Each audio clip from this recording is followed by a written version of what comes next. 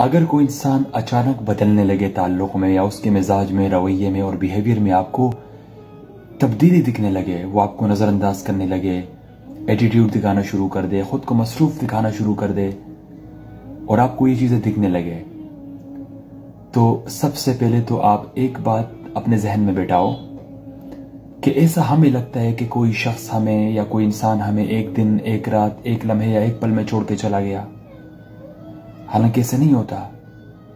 हकीकत यह है कि उस इंसान का डिसइंटरेस्ट हमसे जुड़े रिश्ते में, उस ताल्लुक़ में, हमें देने वाले मोहब्बत में, हमें देने वाले वक्त में बहुत पहले से दिख जाता है। लेकिन क्योंकि हम उस इंसान को खोने से डरते हैं, हमें लगता है कि पूरी दुनिया में वो एक इंसान है, अगर उसने हमें छोड़ दिया उसके बाद हम किसी के साथ खुश नहीं रह पाएंगे। इसी डर और खौफ की वजह से हम बदल बदल कर उस इंसान को मोहब्बत दे रहे होते हैं, जोलियां भर भर कर। ये गलत है।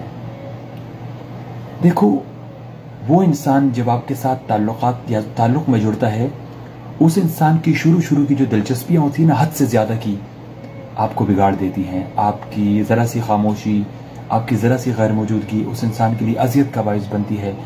वो इंसान आहिस्ता आहिस्ता आपको खोजता है। जब उसकी खोज मुकम्मल हो जाती है, आपको दरियाफ्त कर लेता है, तो फिर वो दूर से बैठ के आपका तमाशा देख रहा होता है। इसीलिए कहता हूँ कि जिस इंसान को आप बिना सोचे समझे एक ही आवाज़ पर हमेशा मैसर रहते हो ना, बंद कर दो।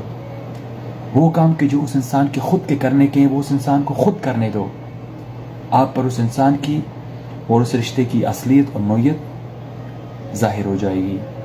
कभी भी अपनी मोहब्बत उस इंसान को मत दो कि जिसके दिल में कुछ अरसे तक के लिए मोहब्बत हो, उसके बाद ख़त्म हो जाए और फिर आपके लिए अपने वजूद को समेटना बहुत मुश्किल हो जाए। ये जो मोहब्बत किसी इंसान को ज़रूरत नहीं है और आप उस इंसान को दे रहे हो, तो इसमें नुकसान आपका होगा।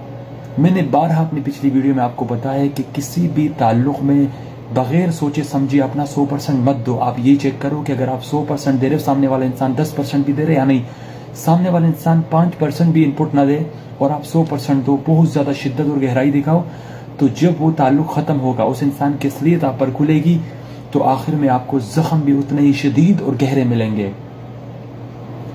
अपने दिमाग को और चीज़ों में लगाओ, अपने फोकस को बाकी चीज़ों में लगाओ। एक जगह एक इंसान पर अपना पूरा फोकस और इंटरेस्ट मत लगाओ।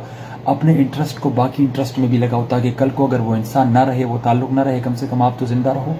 माहिरीन कहते हैं कि ताल्लुक़ को अगर आप सही और लंबे अरसे तक चलाना चाहते हो, तो उसमें बैलेंस होना चाहिए।